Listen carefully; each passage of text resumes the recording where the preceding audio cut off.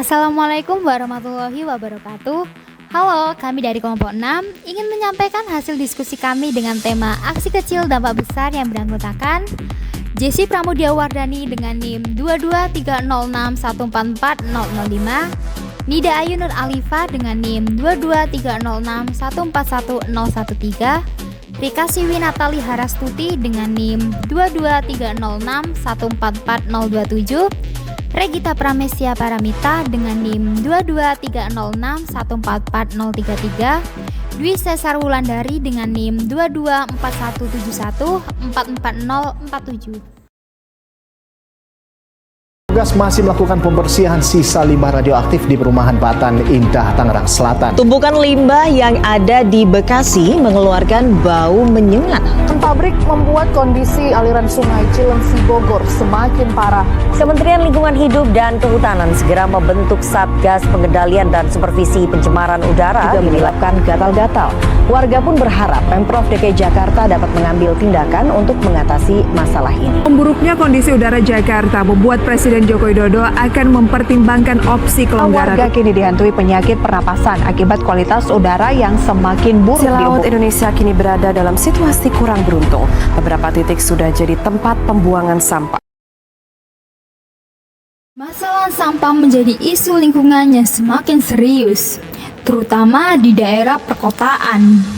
Peningkatan jumlah penduduk dan gaya hidup yang konsumtif menyebabkan volume sampah akan terus bertambah setiap harinya, seperti sampah rumah tangga, plastik, serta limbah industri yang tidak dapat dikelola dengan baik, serta dapat mencemari lingkungan dan menimbulkan berbagai dampak negatif lainnya, seperti banjir, bau yang tidak sedap, hingga penyebaran penyakit. Selain dampak lingkungan yang terjadi, pengelolaan sampah yang buruk juga akan berdampak sosial dan ekonomi. Banyak wilayah yang belum memiliki sistem pengelolaan sampah yang terpadu, seperti pemilahan, daur ulang, dan pengomposan. Kurangnya kesadaran masyarakat terhadap pentingnya pengurangan dan pengelolaan sampah akan memperparah kondisi ini. Polusi udara disebabkan oleh pencemaran dari berbagai sumber seperti kendaraan bermotor, pabrik, pembakaran sampah, dan penggunaan bahan bakar fosil. Polutan seperti karbon monoksida, sulfur dioksida, dan partikel-partikel halus dapat merusak kualitas udara yang juga membahayakan kesehatan pada manusia. Dampak yang ditimbulkan diantaranya seperti gangguan pernapasan, penyakit jantung, hingga kematian dini. Tidak hanya berdampak pada kesehatan manusia, polusi udara juga dapat merusak lingkungan. Efek rumah kaca yang ditimbulkan oleh gas-gas pencemar akan mempercepat pemanasan global serta mempercepat perubahan iklim. Polusi air terjadi ketika zat-zat berbahaya seperti limbah industri, limbah rumah tangga, ataupun pestisida mencemari sungai, danau, dan laut. Air yang tercemar tidak hanya membahayakan kehidupan air, tetapi juga dapat mengancam kesehatan manusia yang mengonsumsinya.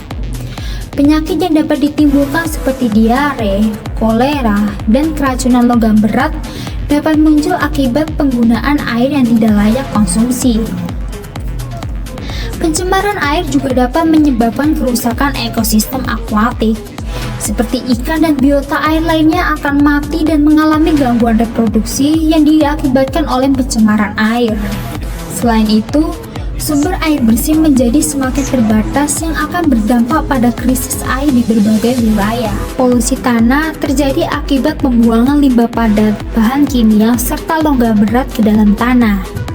Penggunaan pestisida yang berlebihan serta sampah plastik yang tidak terurai dengan baik akan menyebabkan tanah kehilangan kesuburannya.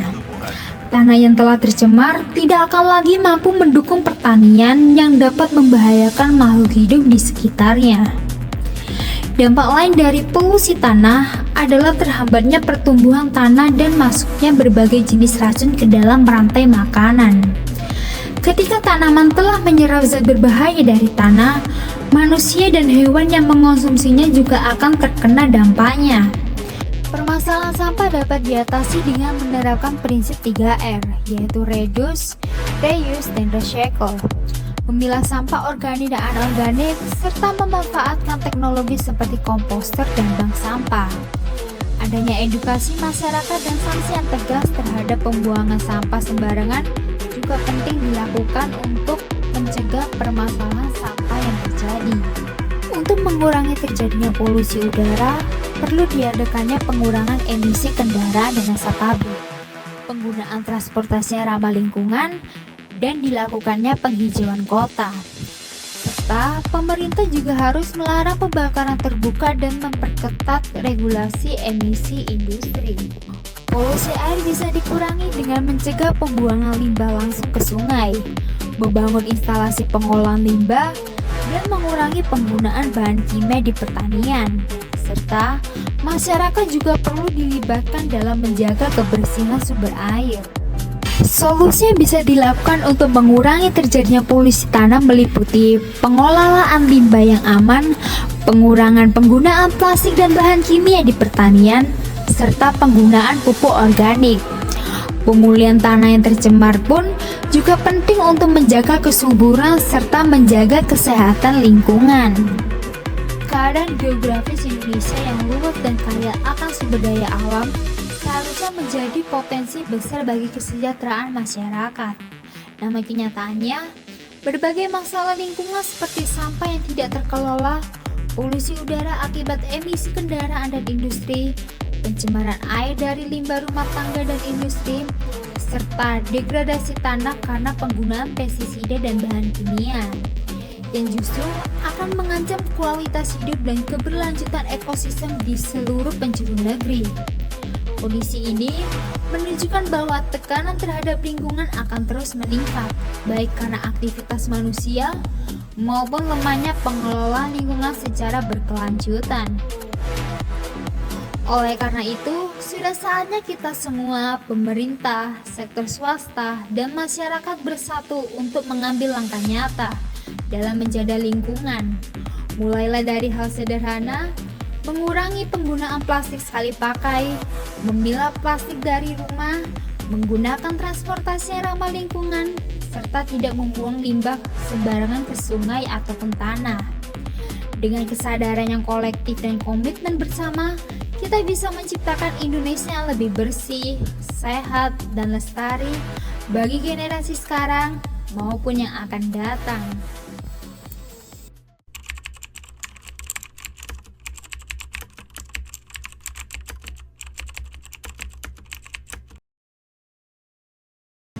Manfaat plastik memang membuat hidup kita menjadi terasa lebih mudah. Misalnya saja saat kita menggunakan plastik sebagai wadah untuk membeli minuman di pinggir jalan. Bukan buang sampah sembarangan, bikin kotor di mana-mana. Limbah plastik yang telah kita gunakan akan dibuang begitu saja. Nah, dalam pembuangan limbah plastik ini, hal yang sering kita temui adalah kebiasaan membuang sampah plastik sembarangan.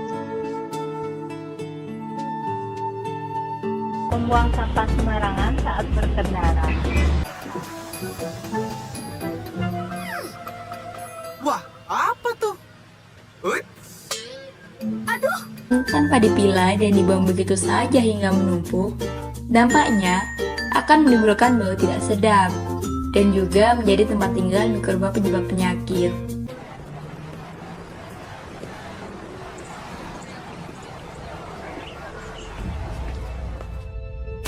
Orang-orang suka banget belanja. Nah, setiap barang yang mereka beli tentunya akan menghasilkan sampah berupa tas plastik, pembungkus plastik, dan lain-lain sebagainya. Dibungkus ya, Pak? Ini Dek pesanannya. Ini minumannya. Ini Dek minuman botolnya. Cuma butuh 1 menit untuk minum dari sedotan plastik. Tapi butuh 700 tahun supaya sampah sedotan plastik itu hancur. Akhirnya, semua truk sampah dari Jakarta mengantarkan sampah-sampah yang telah terkumpul tadi ke Bantar Gebang. Dan menambah tinggi tumpukan pada gunung sampah raksasa ini. Banyaknya sampah plastik yang sering kita temui dalam kehidupan kita sehari-hari. baik itu di pinggir jalan maupun sungai.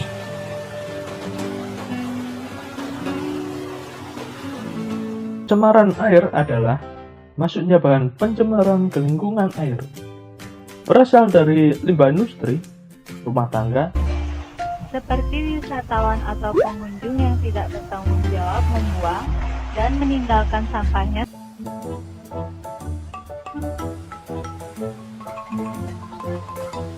Ih, keindahan alam semakin hari semakin banyak yang dirusak. Wah, kasihan ya.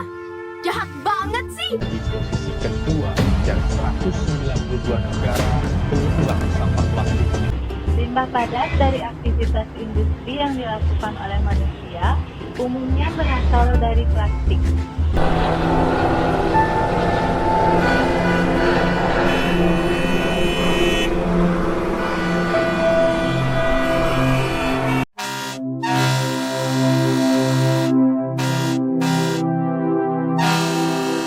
Kendaraan bermotor. Akibatnya, pencemaran udara juga akan meningkat. Lingkungan menjadi semakin gersang hingga mengakibatkan pemanasan global. Fasilitas pengolahan sampah yang ada di negara ini yang masih sangat sedikit. Misalnya saja saat kita ingin membuang sampah, kita harus bersusah payah agar bisa menemukan tempat untuk membuang sampah.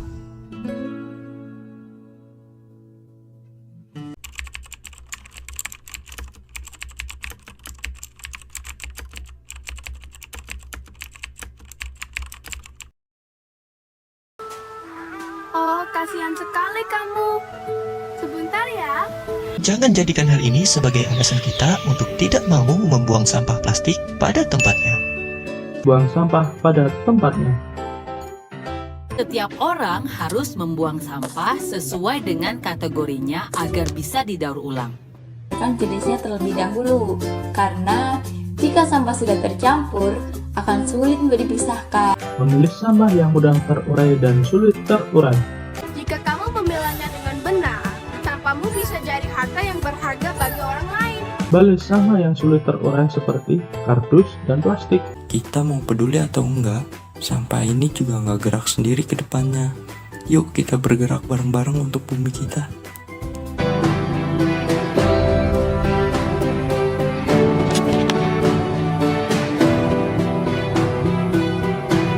Kalau belanja, gue udah biasain buat tempat sendiri.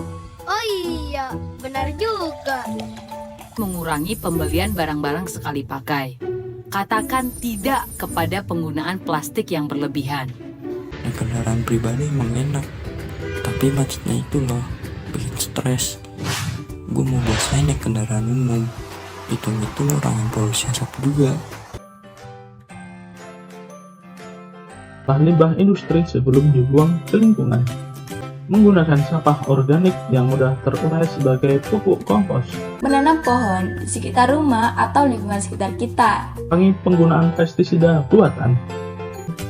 Mengadakan penyuluhan kepada masyarakat.